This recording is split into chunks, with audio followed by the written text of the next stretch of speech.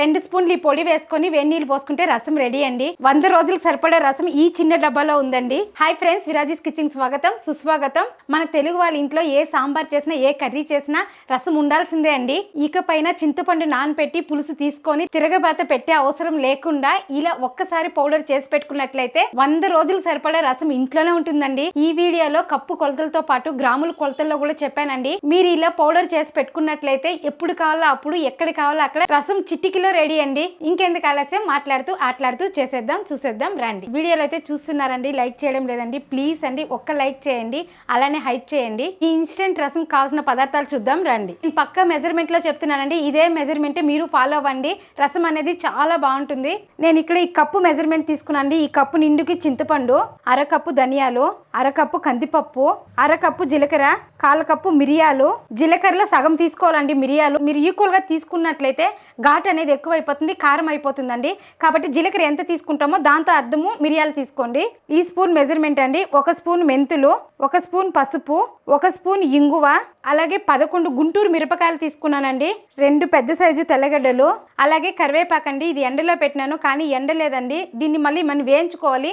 ఇది బాగా క్రిస్పీగా వేయించుకోవాలండి. కప్పు కొలతలే కదండి, గ్రామ్ కొలతల్లో కూడా చెప్తానండి. ఈ వీడియో ఎక్కడ స్కిప్ చేయకుండా చూడండి, మధ్యలో చెప్తాను. మనకు చాలా రోజులు నిలువ ఉండాలంటే ఒక్కొక్క ప్రాసెస్ పక్కా బాగా వేయించుకోవాలండి. అప్పుడే మనకు నిలువ ఉంటుంది. మీరు అన్ని ఒకేసారి వేసేసి కొంచెం వేగకుండా చేసినట్లయితే అప్పటికైతే బాగుంటుందండి, నిలువ చేసుకునేకి అయ్యేలేదు. ఒకవేళ పురుగు పడే ఛాన్స్ కూడా ఉందండి. ఎందుకంటే మన చింతపండు అంతా వేయించి వేస్తున్నాం కాబట్టి మీరు బాగా ఒకటొకటే వేయించి చేసుకోండి. ఇలా చేసుకున్నారంటే 3 నెలలు నిలువ చేసుకోవచ్చండి. ఇప్పుడు కందిపప్పు వేయించుకుందామండి. ఇక్కడ ఒకటొకటే వేయిస్తున్నానండి. మనకు ప్రతి ఒక్కటి బాగా వేగాలండి, అప్పుడే మనకు బాగుంటుంది. ఇలా సిమ్లో పెట్టుకొని వేయించుకోండి. మీరు అన్నీ కూడా ఒకే పారి వేసి వేయించుకోవచ్చండి. కాకపోతే ధనియాలు అనేది ఫాస్ట్గా వేగిపోతుంది, జీలకర్ర వేగిపోతుందండి, కందిపప్పు అనేది వేగదు. కాబట్టి ఒకటొకటే వేయించుకున్నట్లయితే మనకు పర్ఫెక్ట్గాను వేగుతుంది, అలాగే టేస్ట్ కూడా రసం అదిరిపోతుందండి. మన కళాయి బాగా వేడెక్కినట్లయితే కొంచెం ఫాస్ట్లోనే వేగుతుంది. మనం మామూలుగా రసం పొడి చేసుకోవాలనుకుంటే కూడా సేమ్ ఇంతే అండి. ఇవన్నీ వేసి కొట్టుకున్నట్లయితే మనకి ఎప్పుడు కావాలో అప్పుడు రసం చేసుకోవచ్చండి. లేదక్క మాకు ఇలా ఇన్స్టెంట్గా చేసుకోవాలి, ఫాస్ట్గా అయిపోవాలి అంటే ఇలా చింతపండు అంతా వేసి పౌడర్ చేసినట్లయితే మీకు ఎప్పుడు కావాలో అప్పుడు వేడి నీళ్ళు కాంచినామా రసం పెట్టుకున్నామా అట్లుంటుందండి. చూడండి ఇలా వేగాలండి కందిపప్పు అనేది ఈక్వల్గా. ఇప్పుడు మనకి వేగిపోయింది, దీన్ని తీసేద్దాము. ఇలా ప్లేట్లోకి తీసేస్తున్నానండి. ఇదే కళాయిలోనే ధనియాలు వేయించుకుందాం. ధనియాలు అది వేయించేటప్పుడు బాగా స్మెల్ వస్తుందండి, అప్పుడు మనకు వేగిపోయినట్లు అర్థము. అప్పుడు తీసేస్తే సరిపోతుంది.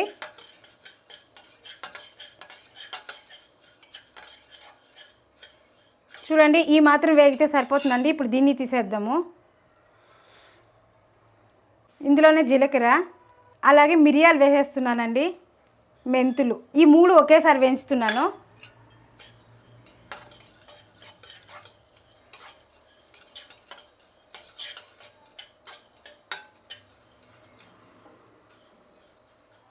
ఇవి కొంచెం ఫాస్ట్గా వేగిపోతుందండి.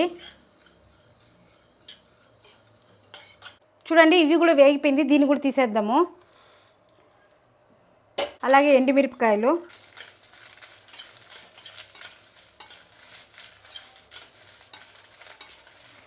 మిరపకాయలు కూడా వేగిపోయినాయండి, వీటిని కూడా తీసేద్దాం.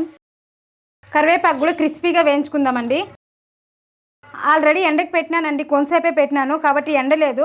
ఇలా వేయించుకుంటామంటే క్రిస్పీగా అవుతుంది. ఇది కొంతసేపు అట్లే వేయిస్తామండి సిమ్లో పెట్టేసి. ఇది కూడా బాగా వేగిందండి, దీన్ని కూడా తీసేద్దాము. ఇప్పుడు చింతపండు కూడా ఇలా విడదీసి వేసుకోవాలండి. చింతపండులో కూడా ఏమైనా తేమ ఉంటే ఈడ్చుకోవాలండి, అప్పుడే మనకు నిలువ ఉంటుంది. ఇలా సిమ్లో పెట్టుకొని వేయించుకోవాలి. ఇలా కొంతసేపు సెగ చూపించి వేయించుకున్నట్లయితే సరిపోతుందండి. ఇప్పుడు దీన్ని దించేద్దాము. తెల్లగడ్డలు ఇలా చేసుకున్న తర్వాత మిక్సీ పట్టుకోవాలండి. చాలా మెత్తగా కదండి, కొంచెం తొక్కుగా పట్టుకొని దీన్ని కూడా వేయించుకోవాలి. ఇలా కచ్చా పచ్చాగా పట్టుకోవాలండి. చాలా పేస్ట్ లాగా చేస్తే కూడా కష్టమవుతుంది. ఇప్పుడు తెల్లగడ్డలో కూడా తేమ ఉంటుందండి, ఈ తేమ లాక్కునేదాకా వేయించుకోవాలి కొంతసేపు.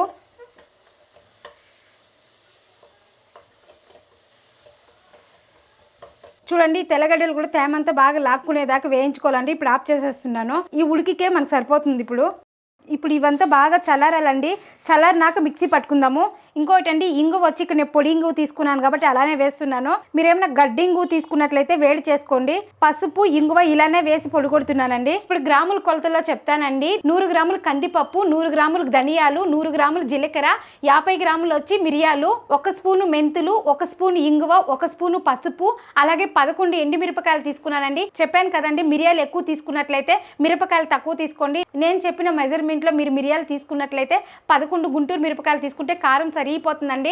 అలాగే ఒక 4-5 రెమ్మలు కరివేపాకండి, దాన్ని కూడా బాగా వేయించుకోండి. వీటి అన్నిటికీ చేరి 100 గ్రాముల చింతపండు తీసుకుంటే సరిపోతుందండి. ఈ రసంకి కాంబినేషన్ గా ఏ తాలింపు అయినా బాగుంటుందండి. ఉర్లగడ్డ తాలింపు కూడా మీరు ఫ్రై చేసినాను ఫాస్ట్ గా అయిపోతుంది, ఉడకపెట్టి చేసుకున్నాను ఫాస్ట్ గా అయిపోతుందండి. ఎలా చేసినా టేస్ట్ అయితే అదిరిపోతుంది. ఇప్పుడు ఎక్కడైనా మనం బయట వెళ్ళినామంటే ఇంటికి వస్తేనే టైర్డ్ అయిపోయింటాం కదండి, అప్పుడు ఏం వంట చేయాలని అనిపించినప్పుడు ఇలా రసం పౌడర్ వేసి వేడి నీళ్ళు కాంచి పోయేసినామంటే రసం అయిపోతుందండి. ఏదైనా ఒక కూరగాయలు తాలింపు చేసుకున్నామంటే హ్యాపీగా తినచ్చండి. ఈ సైజులో ఉర్లగడ్డ కోసేసుకుందాము. కుక్కర్లో ఒక విజిల్ పెడితే ఉడికిపోతుందండి. ఈ ఉర్లగడ్డ కూడా ఒకసారి కడిగేద్దాము. ఒక విజిల్ వస్తే సరిపోతుందండి. కుక్కర్ విజిల్ కూడా పోయిందండి, మెత్తగా ఉడికింది. దీన్ని తొక్క తీసుకునేద్దాము. ఈ ఉర్లగడ్డ తాలింపు నేను చెప్పినట్లు చేస్తే కన్నా మసాలా దోశకు కూడా చాలా బాగుంటుందండి. మీరు నార్మల్ దోశ చేసుకున్నా కానీ బాగుంటుందండి. ఈ తాలింపుకి తొక్క తీసేస్తామండి. దీన్ని లైట్గా నలుపుకుందాము. ఎక్కువ నలపద్దండి, లైట్గా ఇలా నలుపుకోండి సరిపోతుంది. ఉర్లగడ్డలు మన కుక్కర్ పెట్టేదాని వల్ల బాగా ఉడికినాయండి. అదే మీరు పాత్రలో పెట్టినట్లయితే కొంచెం లేట్ అవుతుంది. కుక్కర్కి ఒక విజిల్ పెడతామంటే ఉడికిపోతుంది. చూడండి, ఇలా లైట్గా పలుకులుంటూ కలుపుకోవాలండి. ఈ ఉర్లగడ్డ తాలింపుకి ఇలా పొడవుగా సన్నగా కట్ చేసుకోవాలండి, అప్పుడే బాగుంటుంది. ఎర్రగడ్డలు, పచ్చిమిరపకాయలు కూడా ఇలా నిలువుగా కట్ చేసుకునండి. 3 పచ్చిమిరపకాయలు, కొద్దిగా కరివేపాకు. ఉర్లగడ్డ తాలింపుకి కొద్దిగా ఆయిల్, అలాగే ఆవాలు. ఇప్పుడు ఆవాలు చిట్లిపోయిందండి, ఎర్రగడ్డలు వేసుకుందాము. పచ్చిమిర్చి కూడా వేసేస్తున్నానండి.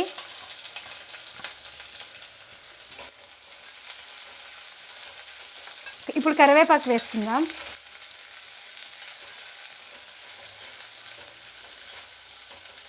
మేము చిన్నప్పుడు రసం పెడితే ఉర్లగడ్డ తాలింపు కంపల్సరీ ఉంటుందండి. ఎందుకంటే ఉర్లగడ్డ తాలింపు అనేది మాకు అందరికీ ఇష్టం అండి. కాబట్టి అమ్మ ఎప్పుడు రసం పెట్టినప్పుడంతా ఉర్లగడ్డ తాలింపు కంపల్సరీ పెడతారండి. ఇందులోకి కొద్దిగా పసుపు.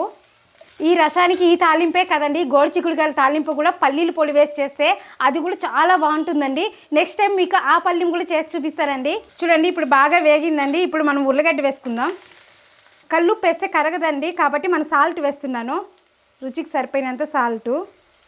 ఇప్పుడు దీన్ని కలుపుకుందాం బాగా. ఇప్పుడు కొద్దిగా నీళ్ళు జీలకరిద్దామండి. మరీ పొడి పొడిగా ఉంటే కూడా బాగోదు, కొంచెం ముద్దుగా ఉండాలండి తాలింపు. మీరు ఎక్కువసేపు కూడా వేయించాల్సిన అవసరం లేదు. ఇదే విధంగా చేసుకొని నిమ్మకాయ కొద్దిగా పిండుకున్నామంటే మసాలా దోశకి చాలా బాగుంటుందండి. ఇక్కడైతే నేను నిమ్మకాయ పిండలేదు.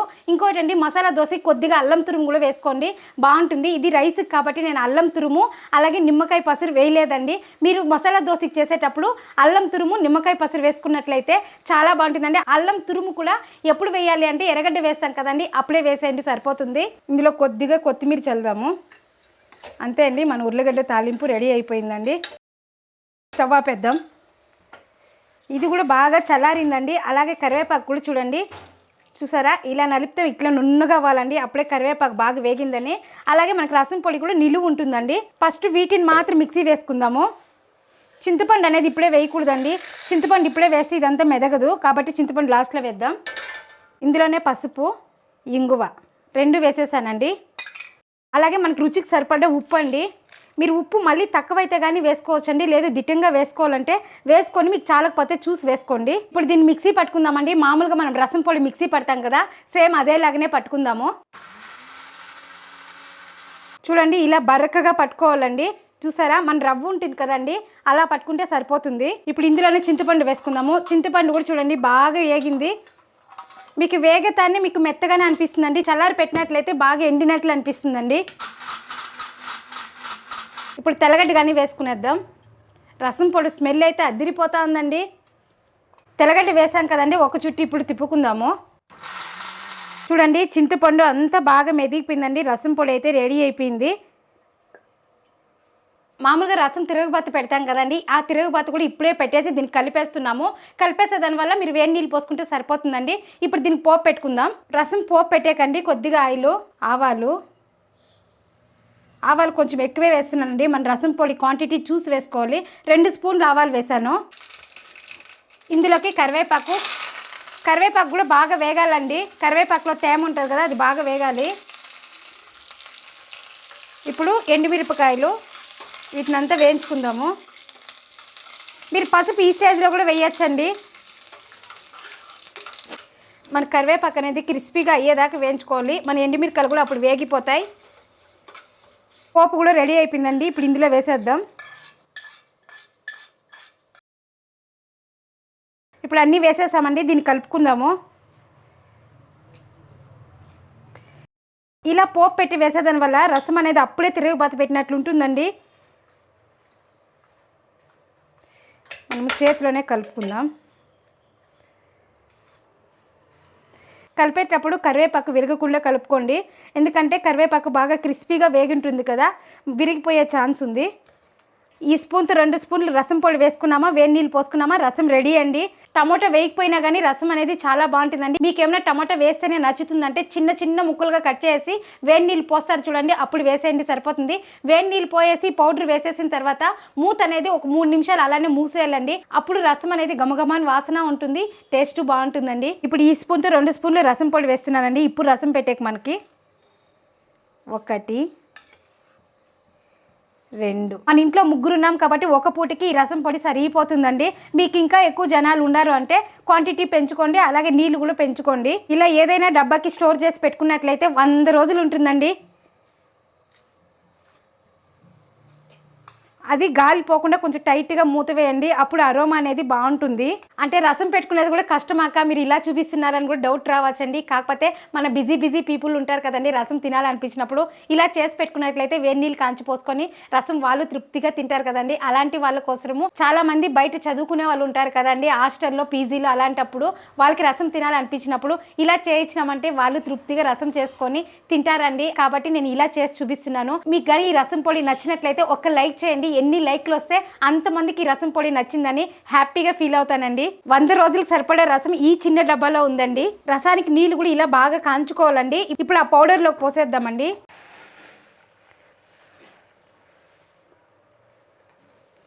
చూడండి రసం అయితే రెడీ అయిపోయింది. ఇందులో కొత్తిమీర వేస్తామండి. మీరు టమాటా వేయాలంటే ఈ స్టేజ్లో వేసుకోండి. ఇప్పుడు మూత పెట్టేసి ఒక 2 నిమిషాలు అలానే వదిలేద్దాము. ఇలా రసం తయారు చేసుకోవాలంటే గ్యాసే అవసరం లేదండి. మీరు కెటిల్లో కానీ కాంచి పోసుకోవచ్చండి, సరిపోతుంది. 2 నిమిషాల తర్వాత మన ఇన్స్టెంట్ రసం రెడీ అండి. చూడండి పొగలు పోతుంది రసం అయితే. ఇప్పుడు దీన్ని బాగా కలుపుకుందాము. చూడండి పిల్లలు తీయడానికి కూడా ఏమీ లేదండి, అలానే వేసేసాం కదా, కాబట్టి మనకి ఏమి తీసే కూడా లేదండి. ఇలా వేసుకుంటేనే అలా తినేయచ్చండి. ఇప్పుడు రసం పోసుకుందాం. చూడండి రసం అయితే అట్లే తాగొచ్చండి, అంత బాగుంటుంది. దీనికి సైడ్ డిష్గా ఈ పళ్ళెం అదుర్సండి. ఇప్పుడు రసం టేస్ట్ చూద్దామండి. వేడిగా ఉందండి, రసము వేడిగా ఉంది, అలాగే రైస్ కూడా వేడిగా ఉంది. తాలింపు పెట్టుకొని ఇప్పుడు టేస్ట్ చూద్దామండి.